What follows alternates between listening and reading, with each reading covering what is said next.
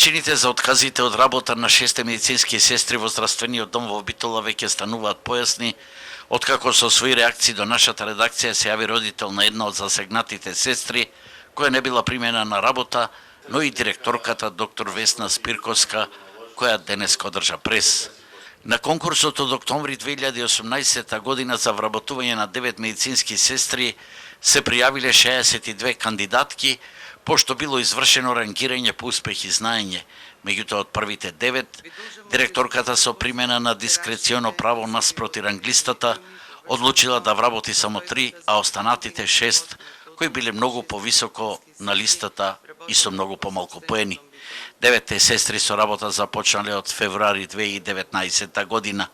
Веднаш потоа, 2 сестри кои биле меѓу првите 9 рангирани поднеле тужби, а основниот суд донел пресуда од март годинава, со која за 6 сестри кои не биле меѓу првите 9 да се поништи конкурсот и изборот да се изврши според рангирањето, а не со дискреционо право на директорката.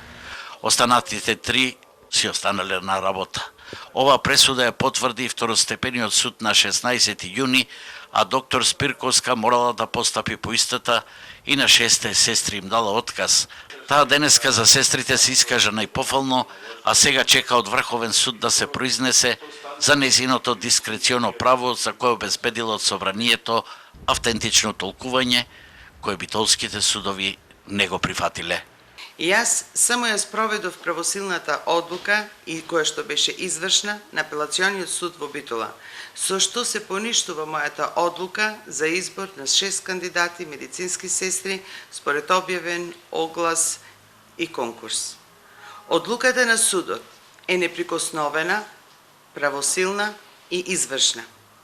Нивното отсуство го отежна работниот процес во здравствениот дом, и заради тоа сме во една фаза на барање на согласност од Министерството за здравство за повторно вработување на нови 12 сестри, и тоа 6 со договор на дело и 6 на неопределено работно време.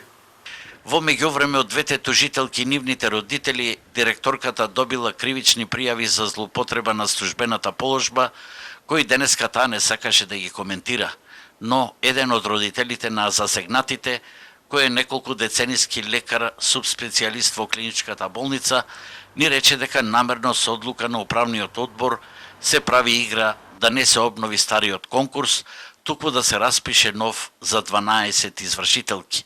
Сега останува отворено прашањето, кое правно стојалиште ќе го брани Врховен, дали на битолска апелација или на собранието.